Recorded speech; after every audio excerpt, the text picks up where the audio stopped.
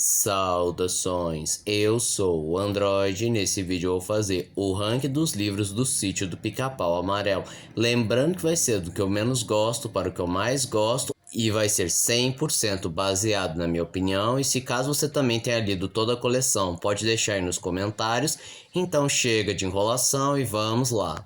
As Aventuras de Hans Statten. Essa com certeza foi a história que eu menos gostei de ler do Sítio do Pica-Pau Amarelo. Porque ao começar que toda a estrutura dela é muito esquisita, porque não lembra alguma coisa do Sítio do Pica-Pau Amarelo, porque é só a Dona Benta contando a história de Hans Statten, que foi um explorador alemão que realmente existiu e foi capturado pela tribo Tupinambá, e desenrola como ele lutou para não ser devorado pelos antropófagos. E se eu não conhecesse previamente a história dele, eu teria absorvido muito pouco da história, porque pelo que eu li, eu só consegui absorver o necessário. Não consegui pegar detalhes, diálogos, o que ele falou, nada disso. Eu só entendi que ele conseguiu sobreviver, conseguiu voltar para a Alemanha e escreveu essa história. E eu acho que um principal agravante, porque essa história também é bem chateada na minha opinião, é que a Emília literalmente não fala absolutamente nada. Ou melhor dizendo, ela não fala nada de marcante, não faz nenhum comentário ácido, não fala nem a menor asneira. O que eu acho que empobreceu bastante a história, porque sem o humor ácido da Emília, ou aquela leveza dos outros personagens com comentários mais inteligentes, até ácidos, acaba deixando uma história bem qualquer coisa. Dom Quixote das Crianças. Para muitos críticos literários, essa é considerada a obra mais fraca e mais desconexa de Monteiro Lobato, mas eu sinceramente achei a segunda obra mais fraca de Monteiro Lobato. Não que a história de Dom Quixote seja ruim, longe disso. É que o maior problema é que Dom Quixote é uma obra complexa demais para crianças, e mesmo colocando aquela linguagem mais simples, assim que eu falo simples, para a época, porque é óbvio que de lá para cá a linguagem mudou, simplificou, mudou alguns termos, não se utiliza certos cacarecos gramaticais, mas mesmo assim é uma leitura mais difícil. E eu digo mais, enquanto eu reclamei lá no Hans Statten que a Emília não faz nada, não tem nada marcante, aqui a Emília acaba atrapalhando bastante, porque distrai pra caramba da atmosfera do Dom Quixote, distrai da história principal que já não é simples e exige uma concentração da sua parte. Aí tem a Emília fazendo palhaçada, bancando a Dom Quixote, sendo louca, não sei o que é mais. Só que mesmo assim eu gostei dos momentos que mostram respeito pela obra de Cervantes, ou que a Emília fala que tem um fraco pelos loucos porque eles são tão puros quanto, ou que o louco não pode ser desumanizado, o que era impensável naquela época, porque ainda tinha aquela cultura dos hospícios, de a pessoa tá com problema mental, joga no hospício, varre essa sujeira pra debaixo do tapete, e ter essa visão mais humanizada eu acho muito bacana, apesar de ser meio lugar comum pros padrões de hoje em dia. E outra coisa que eu lembro pra caramba desse Dom Quixote é a menção de que Dona Benta iria ler Orlando Furioso. Outra obra de cavalaria que é dita como uma referência do gênero, que o protagonista também enlouquece assim como o Dom Quixote, e que se eu não me engano também serviu de inspiração para escrever o próprio Dom Quixote, e que teria uns moldes bem semelhantes a esse do Dom Quixote para crianças, mas infelizmente Lobato não conseguiu escrever esse livro.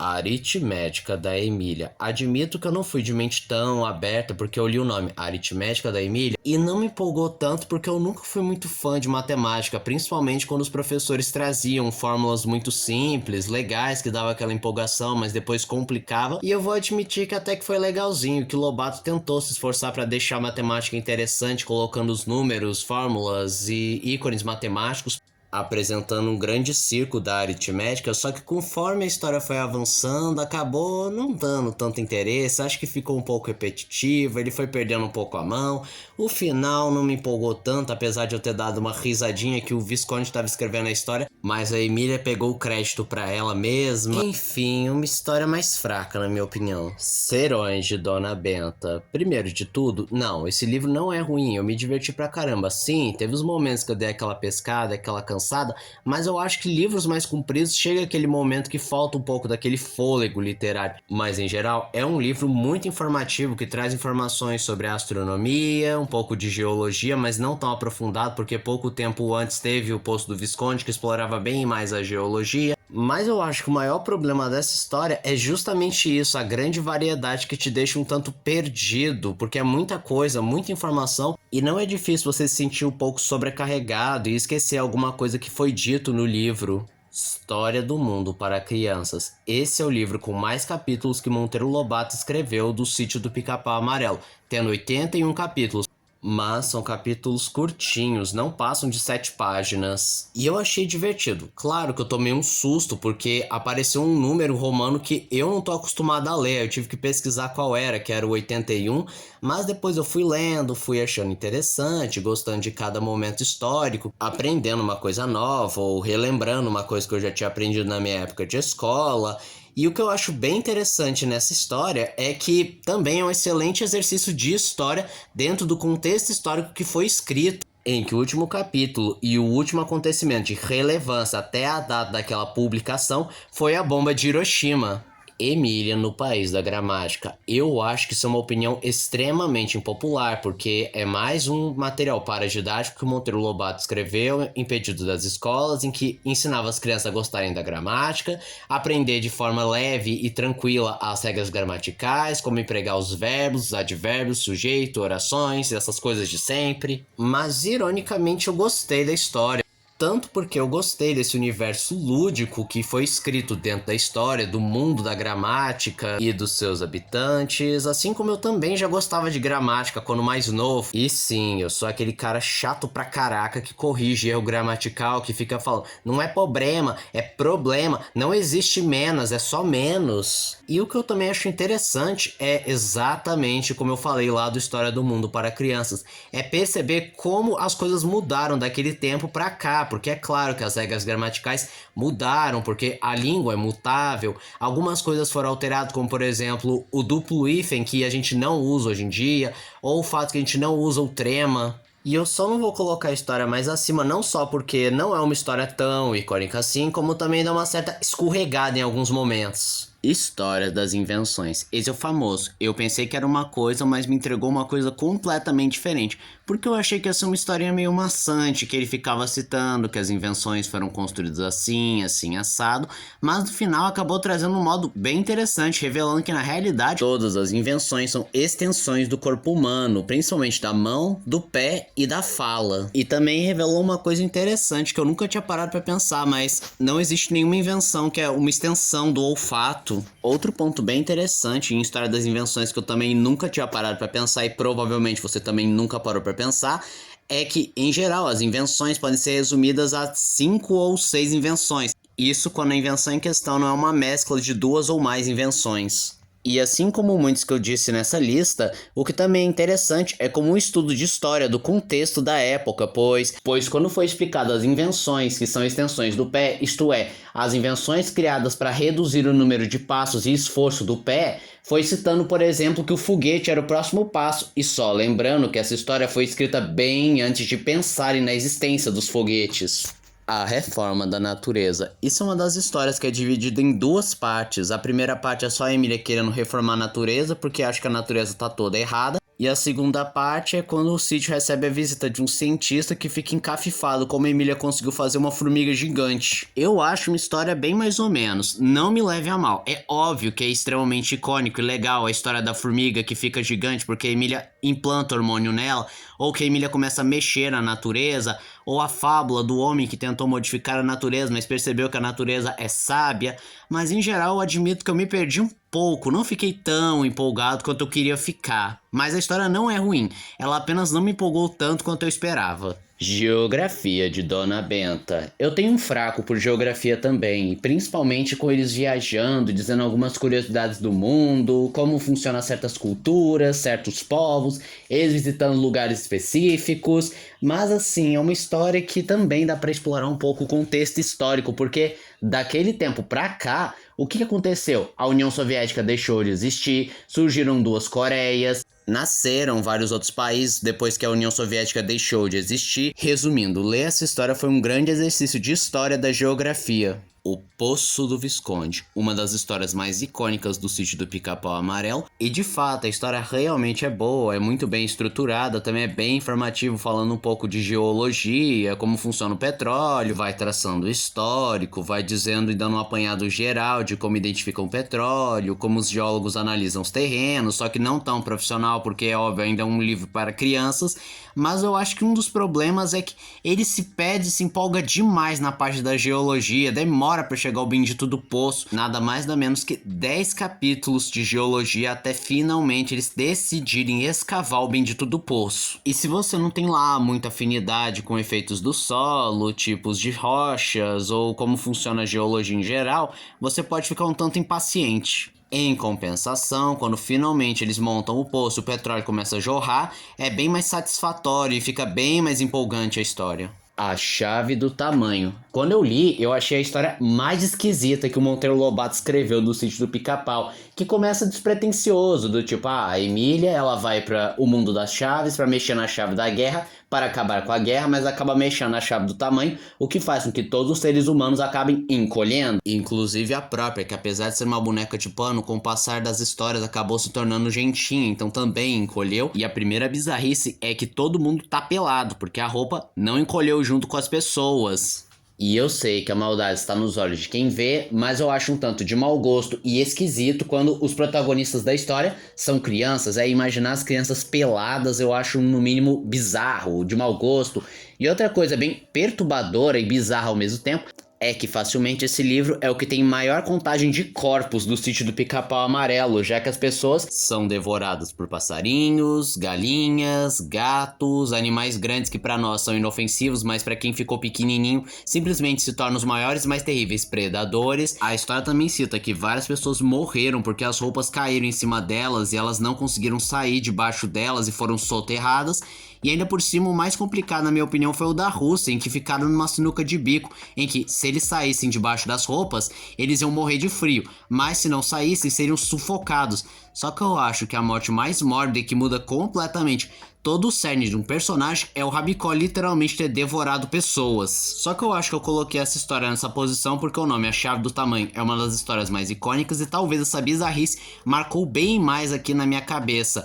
Fábulas. Em geral, essa história é bem criativa, bem divertida, só que eu acho que o principal problema de Fábulas é porque fica um pouco repetitivo depois de um certo ponto, quando repetem histórias que têm uma moralidade muito parecida. Histórias da Tia Anastácia. Só coloquei um pouco mais à frente Fábulas porque essa história não é tão repetitiva quanto Fábulas. Tem histórias bem interessantes, bem legais, mas uma crítica que eu tenho que fazer é que chegou numa história em que foi usada uma linguagem muito racialmente carregada e que envelheceu muito mal, a um ponto de eu realmente sentir um mal físico lendo. E olha que eu não sou aquela pessoa que tenta procurar racismo em tudo, que tenta problematizar. E mesmo quando eu encontro um negócio que é problemático, que a pessoa quis dizer isso mesmo, eu fico só, tá bom, isso foi errado, respiro e volto entendendo o contexto da época. Mas mesmo tendo essa mentalidade, eu não pude deixar de me sentir mal lendo especificamente uma dessas histórias. O Pica-Pau Amarelo. Se eu tivesse que resumir minha experiência lendo o Pica-Pau Amarelo, foi esquizofrenia. Muito porque a história é focada em todos os personagens das fábulas, das lendas, do folclore, se mudando para o sítio de Dona Benta, e por ter muitos personagens, é claro que tem muita subtrama, muitos personagens interagindo, muita coisa acontecendo ao mesmo tempo. E não é que eu não sei descrever a história, eu apenas vou focar exatamente no que é a história. Eu não vou pegar, por exemplo, a história paralela que o Visconde encontra a Quimera, ou qualquer coisa assim aleatória. Não, eu vou focar mais na história principal mesmo, mas em geral uma história boa e icônica. E uma coisa que eu achei interessante é que essa é a única história do Sítio do Pica-Pau Amarelo que tem um gancho para a próxima história, o que dá aquele sentimento de causa e consequência. Não que as outras histórias não tenham aquele ar mais de causa e consequência, não tem aquelas referências que você só vai pegar se você tiver lido a história antes, mas assim, de urgência mesmo, tipo, você precisa ler exatamente essa história para continuar a entender o que vai acontecer. Só o Pica-Pau Amarelo faz. Histórias diversas, a famosa história Coringa, ou melhor dizendo, eu considero que é um volume Coringa, porque engloba todas as histórias que não puderam se encaixar num volume tal, seja porque não conversavam com a história, ou porque é muito curtinha, ou qualquer coisa assim do gênero. Por conta disso, eu tive que fazer uma média, tentar dar um número para uma história tal, aí somar os números de todas as histórias e por fim chegar num resultado. Em geral, o saldo é mais positivo do que negativo. Tem muitas histórias realmente boas, como por exemplo a das Náiades, ou da Reinação Atômica, ou a história da Jaca, que é bem icônica na minha opinião, mas também tem as mais fracas, como por exemplo da Orquídea Branca. Mas essa história também me deixa com um gostinho de frustração, porque um dos capítulos se chama O Centaurinho, que seria uma prévia da história Um Centauro no Mundo Moderno, que infelizmente o Lobato não pôde escrever. Peter Pan. Primeiro de tudo, eu fiquei um pouco chocado ao descobrir que a história é apenas a Dona Benta contando a história de Peter Pan e o Andy para as crianças e eles não vivendo os acontecimentos de Peter Pan, como aconteceu na versão de 2002. Em geral, a história não é ruim, porque ora, é Peter Pan, um dos melhores livros da literatura infanto-juvenil, um clássico absoluto, que apesar de estar meio resumido nessa história, porque eu acho que o Lobato não queria escrever a história inteira e só quis atiçar a curiosidade das crianças para que elas procurassem o volume completo, mas eu não tenho muito o que dizer. Não, pera, tem uma crítica a fazer. Eu achei super nada a ver a pegadinha que a Emília tava fazendo com a tia Anastácia, de cortar a sombra dela e depois restaurar a sombra dela. Eu sei que é coisa de criança, não é pra tentar ter lógica, mas em geral eu achei meio nada a ver. Memórias da Emília. Eu esperava outra coisa da história, porque quando fala Memórias da Emília, eu imaginei que seria tipo um clip show, ela relembrando os melhores momentos, um compilado dos momentos mais épicos e icônicos do sítio, mas não, ela só ficou contando a história de como o Anjinho voltou pra casa, inventou uma história como ela encontrou o Shirley Temple pra gravar Don Quixote, mas eu ainda gostei, porque achei muito criativo, muito engraçado, divertido e gostoso de ler. E com certeza a melhor parte é o discurso final da Emília, fechando as suas memórias, que toda vez que eu leio eu fico um pouco emocionado, principalmente porque eu fico escutando a voz da Reni de Oliveira, que captou muito bem a energia da mensagem final, coisa que infelizmente foi destruída na versão de 2002, deixando muito mais feliz, alegre, tipo quando você pergunta pra uma criança o que ela mais gosta de fazer nas férias, aí ela fala toda empolgada, toda feliz, enquanto que a mensagem final é uma mensagem mais pessoal, emotiva, reflexiva. O Minotauro. Tem várias coisas que eu tenho a dizer sobre o Minotauro. Primeiro de tudo, eu fiquei empolgado de ler depois que descobri que o Pica-Pau Amarelo fechava com um gancho para essa história. E eu não vou mentir que eu estava com as expectativas altas, não só porque é uma das histórias mais icônicas, como também meu pai é muito fã dessa história. E toda vez eu escutava, o melhor episódio é o Minotauro é a melhor história. Aí é óbvio que eu fiquei com expectativas muito altas. E realmente, a história é muito boa, trazendo o Pedrinho, a Emília e o Visconde de salvar a tia Anastácia das mãos do Minotauro, desbravando a Grécia heróica, enfrentando a Esfinge, até finalmente encontrar o Minotauro. E paralelamente, a Dona Benta com a Narizinho ficam discutindo com Péricles, Fídias e Sócrates e outros nomes importantes daquela época, mas essa história não é perfeita. A coisa que mais me incomodou nessa história foi que Pedrinho, Emília e o Visconde sofrem de um TDAH severo nessa história, porque a ideia é o quê? Ir pra Grécia heróica salvar a tia Anastácia. Não, peraí, mas vamos lá pro Olimpo, porque eu quero provar o néctar e a ambrosia. Não, tem que salvar a tia Anastácia, que quero mesmo. Olha lá, vamos ver o Hércules matando a Hidra de Lerna. Não, é a tia Anastácia. Olha lá, um pastorzinho, aí vamos para o oráculo de Delfos, aí enfrenta a Esfinge. E só depois salva a tia Anastácia, o que na minha opinião foi um pouco irritante. Os 12 Trabalhos de Hércules, facilmente uma das histórias que eu estava mais empolgado para ler, muito porque eu tenho um fraco por mitologia grega e a história de Hércules é muito boa e me entregou exatamente o que eu esperava. Uma história cativante, muito bem construída, com muitas emoções, lutas épicas, e o que eu também achei muito bem-vindo é que também trouxeram algumas histórias paralelas da mitologia grega, ou Hércules realizando serviços entre os trabalhos, o que também ficou muito legal e enriqueceu pra caramba a história. A Menina do Narizinho Arrebitado. Eu decidi considerar como uma história separada, apesar de que na teoria é o primeiro volume de Reinações de Narizinho, porque ele tem suas diferenças, suas críticas que valem uma menção. Bom, por ser a primeira história infantil de relevância que Lobato escreveu, é possível notar uma crueza tanto na escrita quanto no conteúdo. Na escrita, porque ele ainda estava tentando identificar como seria a melhor identidade, até mesmo ele não toma muitos cuidados para o público infantil, como por exemplo, mostrando execuções ou apresentando o Escorpião Negro, que é um dos vilões mais cruéis dentro do universo de Sítio do Pica-Pau Amarelo e que foi completamente removido exatamente por ser muito bizarro. E pode parecer absurdo eu falar isso, mas eu acho esse livro bem mais fantástico do que qualquer outro lá do Sítio do Pica-Pau Amarelo. Eu não sei, eu acho que a falta de não tentar explicar as coisas apenas acontecem. Porque sim, não precisa nem de uma explicação mirabolante que desafia até mesmo as nossas crenças, como por exemplo, sei lá, a Emília levantou do nada e fere o Escorpião Negro sem nenhuma explicação. E também tem aquele ar que tudo pode ter sido tanto real quanto um sonho, coisa que se perde um pouco no Sítio do Pica-Pau, que você pode até forçar que é tudo faz de conta, que são só as crianças brincando, mas tem outras histórias que é simplesmente impossível você fingir que é faz de conta. Reinações de Narizinho, o primeiro volume da série que traz várias histórias, como por exemplo uma reedição de A Menina do Narizinho Arrebitado e outras histórias interessantes como O Circo dos Escravalhinhos, O Encontro com o Gato Félix, O Marquês de Rabicó, O Casamento de Narizinho, O Irmão de Pinóquio, ou quando eles vão para o mundo das fábulas, encontram La Fontaine, o Esopo, ou aquela história em que eles encontram o Pássaro Rock e também o Barão de Munchausen. Em geral, eu gostei da maioria das histórias que foram trazidas em Reinações de Narizinho. Claro que tem as que são mais fracas, mas foi uma leitura extremamente prazerosa, a um ponto que eu devorava os livros sem perceber as horas. Mas se for pra criticar uma coisa, é com certeza o final, porque já que é o primeiro volume de Monteiro Lobato que eu tinha lido, eu não estava acostumado à estrutura dele, que é basicamente o quê? Quando tá perto do capítulo final, ele encerra quase que abruptamente, o que é uma faca de dois gumes, porque se a história é boa, tende a simplesmente te deixar meio frustrado, porque as coisas acabaram muito depressa. Mas se a história tá mais chatinha,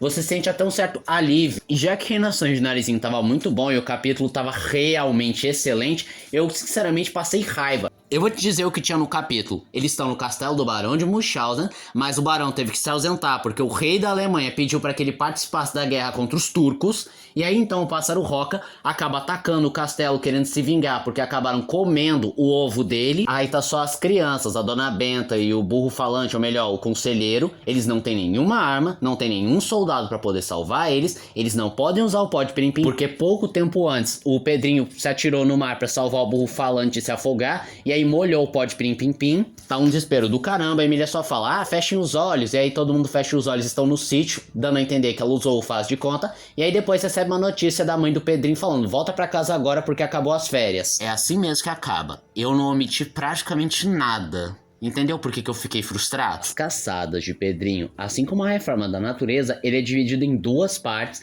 E a primeira parte é o Pedrinho indo caçar uma onça que tá ameaçando os outros animais, mas aí por conta disso gera uma retaliação com os outros predadores. E a segunda parte é descobrindo como o Quindim foi parar lá no sítio do Pica-Pau Amarelo.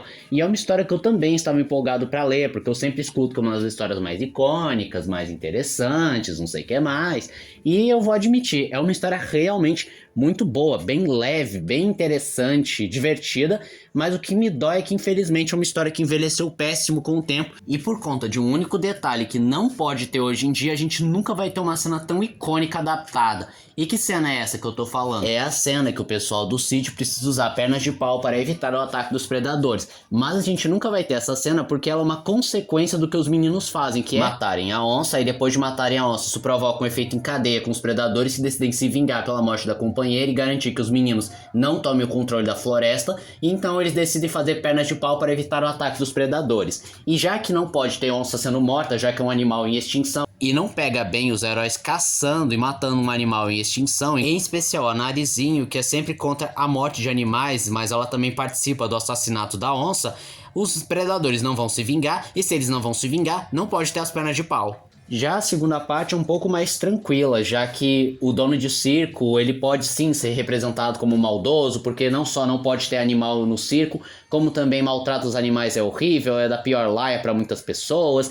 A única coisa que talvez não fosse adaptada é a subtrama de crítica ao governo, criticando como o governo usa os impostos do povo para fazer e pagar coisas inúteis, ou que eles complicam coisas muito simples. Viagem ao Céu, outra história icônica do Sítio do Pica-Pau e que simplesmente eu amei, porque eu achei a história fantástica, criativa, lúdica, teve aquele gostinho de infância. E eu também tenho um certo fraco porque essa história inspirou aquela música do Balão Azul, que desde muito novo a minha mãe falava que essa música era sobre mim, ou melhor dizendo, era uma música que combinava comigo.